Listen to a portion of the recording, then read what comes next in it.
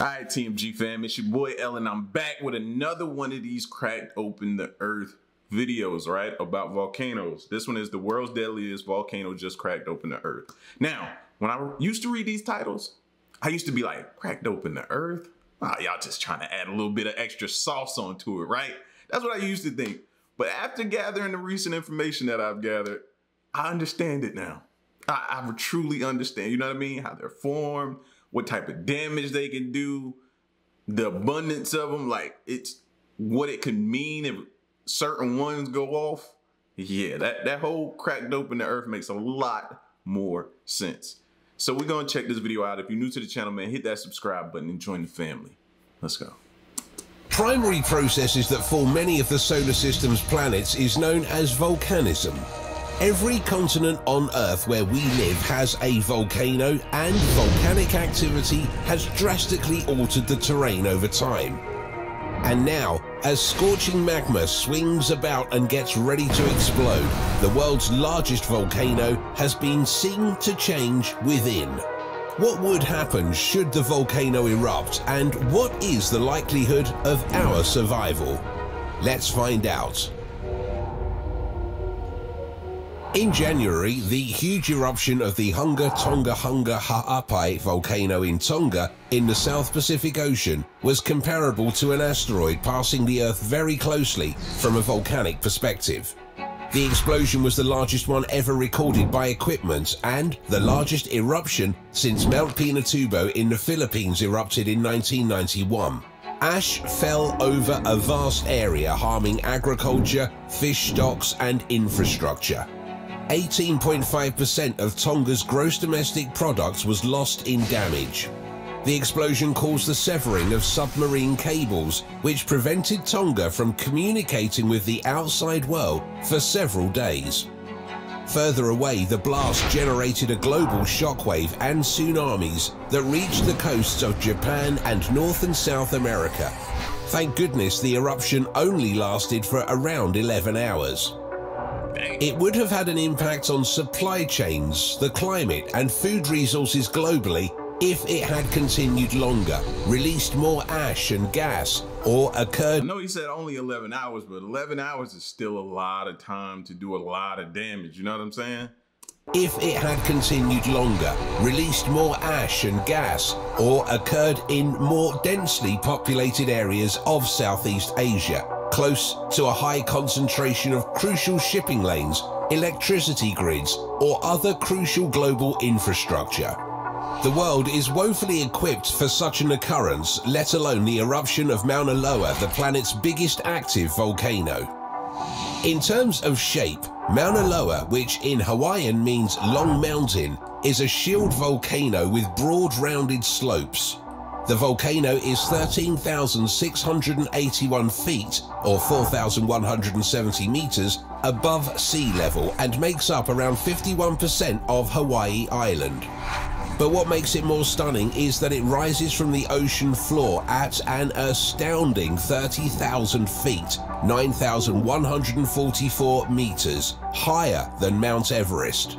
The massive mountain actually causes the ocean floor to budge.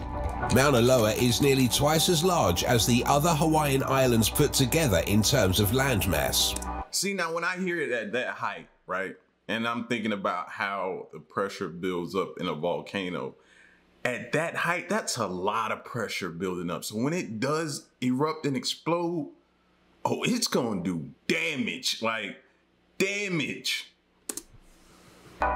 The morphology of Mauna Loa is a result of its historical high-volume flow eruptions, which produce lava capable of traveling great distances. According to the scientists, the majority of the volcano's surface has been covered by flows that have erupted during the last 4,000 years. Scientists think that Mauna Loa is waking up. Since last year, the Hawaiian peak has been shaken by an increase in swarms of tiny earthquakes, which has been accompanied by an increase in seismic activity there for months. These tremors might indicate that the world's biggest volcano is awakening, which might trigger Mauna Loa's first eruption since 1984.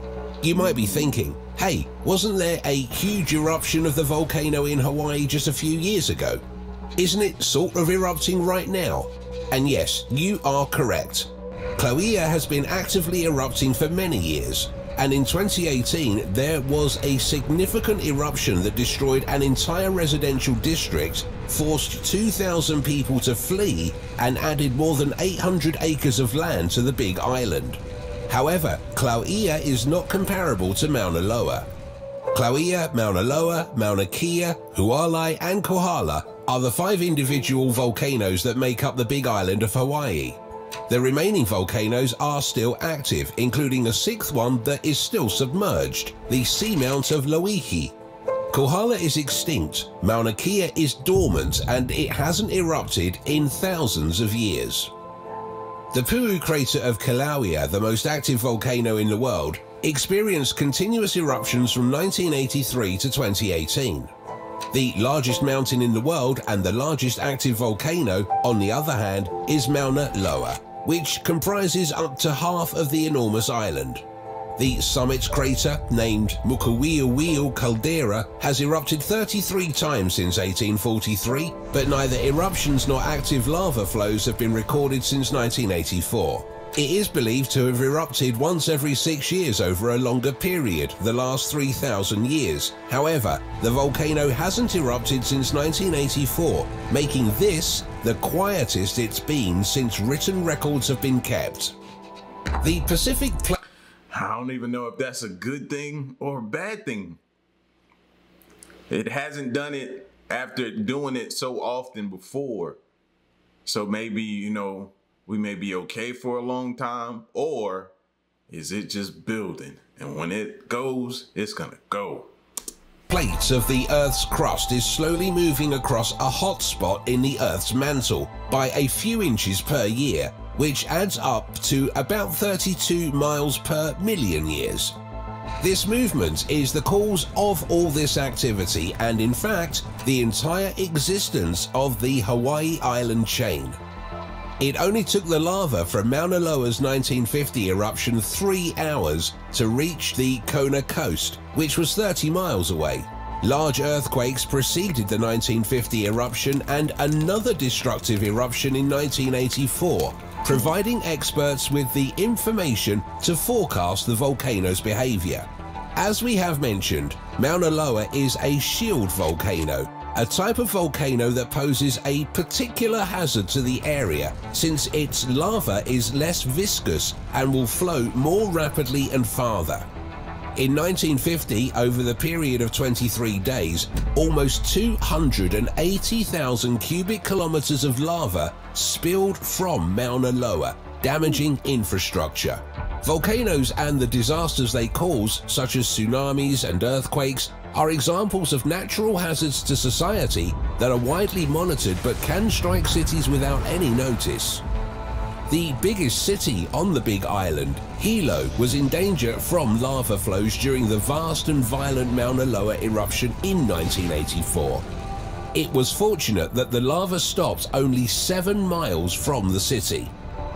The Hawaiian Volcano Observatory at the USGS is urging locals to review their personal eruption plans now that Mauna Loa is erupting once more. Having an eruption strategy in place beforehand aids in an emergency, much like preparing for hurricane season. Currently, the seismic activity on Mauna Loa is insignificant compared to the eruptions of 1984 or prior years. But considering the ongoing activity on Mauna Loa and other Hawaiian volcanoes, it is much more an issue of when and not if these volcanoes will erupt once more. Now, an eruption plan, like me just thinking, and I could be naively thinking about it, you know what I mean? But I'm just thinking, like, how much of a plan can you have? If it begins to erupt and then everybody floods to the airport, not in my mind, I'm not thinking everybody's gonna be able to make it out in time. Hopefully they can, but like, what could be an eruption plan? Flights and boats? Like, what would be that? And this is a real question. This is not me poking fun of none of that. I'm legitimately asking. I've never heard of that before, so I genuinely want to know. It's important to note that we have no way of knowing where a lava flow might originate. The lava flow... And see, that's what I'm saying too. Without knowing, how can you... It's just too many unknown variables for you to, you know what I mean? Ultimately for me, and like I said, just speaking for me, I would just want to move away if I could. Those from the 2018 Kilauea eruption didn't come from the famed crater. Instead, they came from several fissures that appeared in a residential area. Therefore, it begs the question, what happens if the Yellowstone volcano erupts? We've been talking about that, big boy. If that boy goes, we in some trouble. More so since Yellowstone National Park is perched atop an active supervolcano. Whether you know it or not, Yellowstone has a long history of volcanic eruptions and it's rife with volcanic activity and evidence. Should the Yellowstone volcano ever erupt, a variety of things are possible. Numerous earthquakes would start to happen before any real eruption or intense volcanic activity. Volcanic eruptions and earthquakes are correlated with one another because an earthquake can change the Earth's crust enough to cause lava and magma to erupt.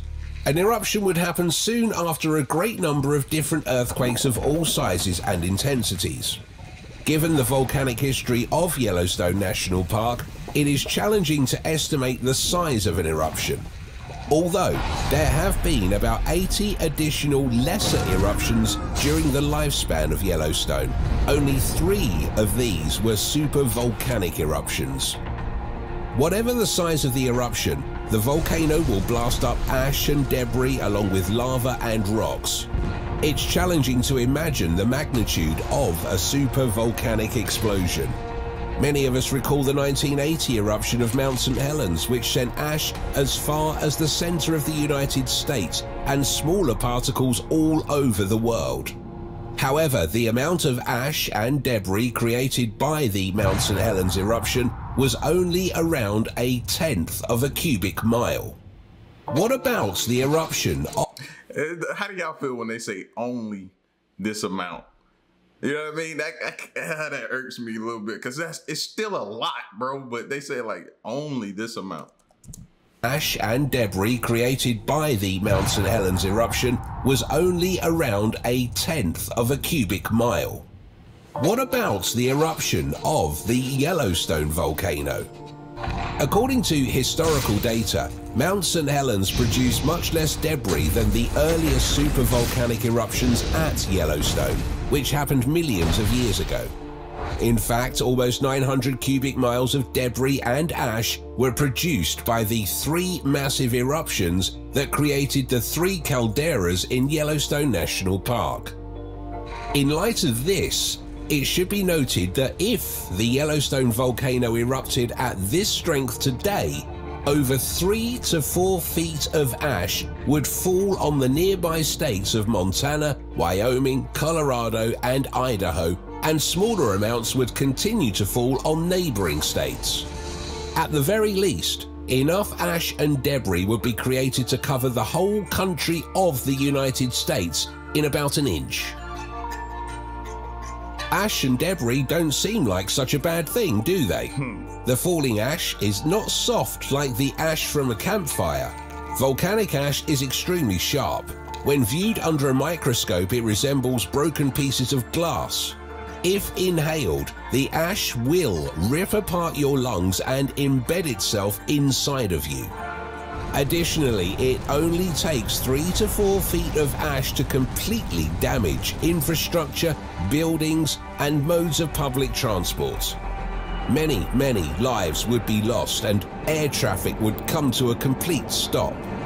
Even a small amount of ash can have fatal effects on the respiratory system, making driving hazardous and cause the death of several crops and animals, yet this amount of ash won't fall everywhere.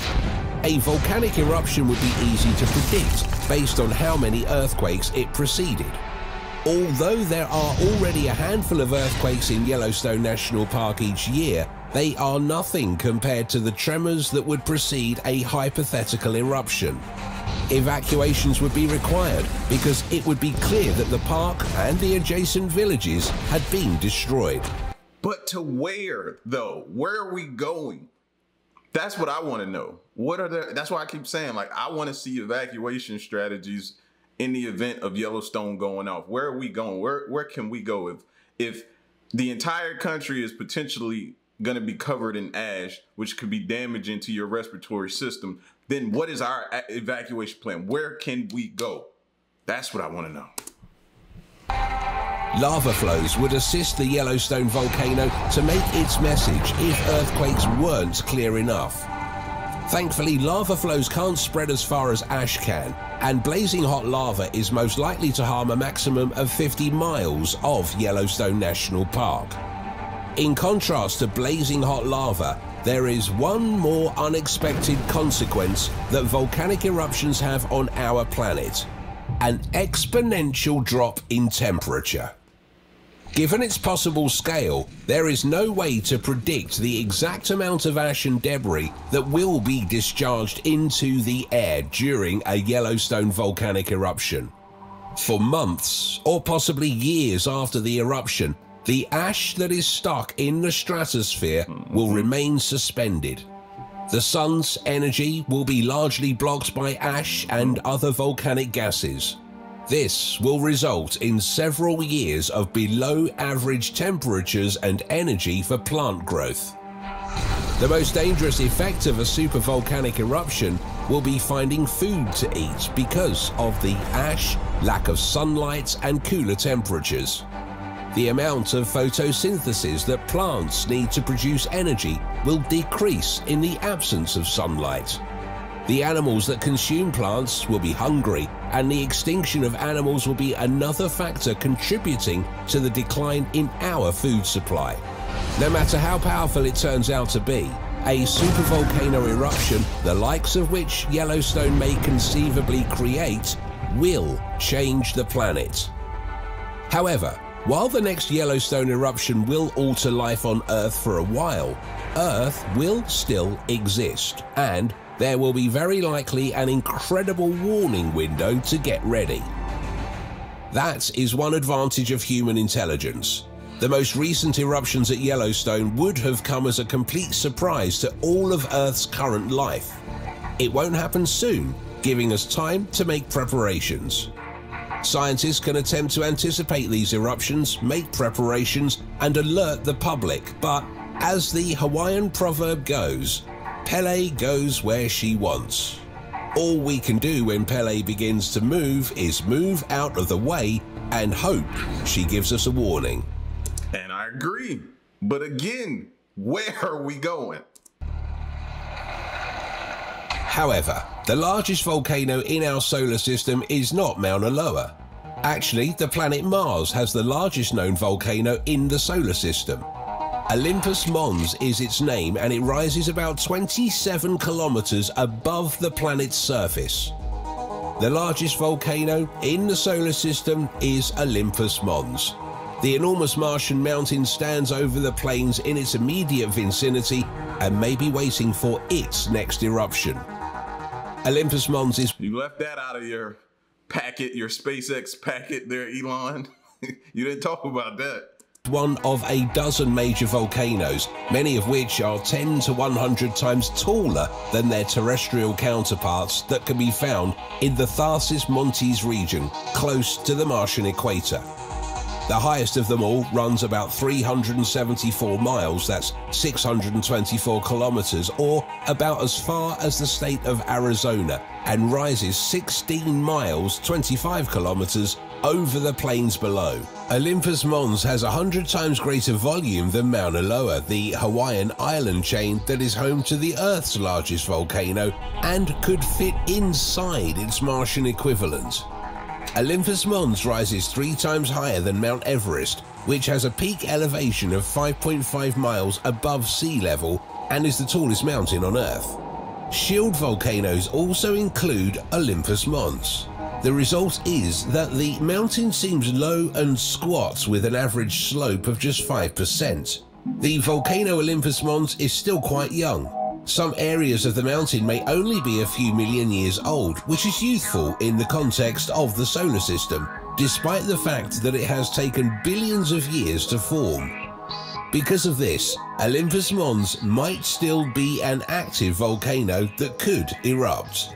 The tallest volcano in the solar system may also be home to rock glaciers, which are made up of ice-covered rocks. Such glaciers might result from snow and ice accumulations above the shield's base. Water ice might exist near the volcano's summit due to the surface dust insulation.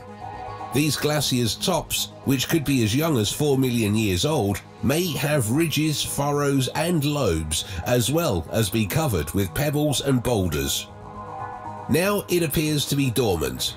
If there is still activity deep inside the volcano, it is unknown to planetary scientists. Although no rovers have travelled to the Martian mountains as of yet, this hasn't stopped people from harbouring exploratory fantasies. Therefore, until the first humans can visit the planet and conduct more thorough inspections, you may be able to at least visually explore the enormous volcano, while it might be some time before you can climb it physically.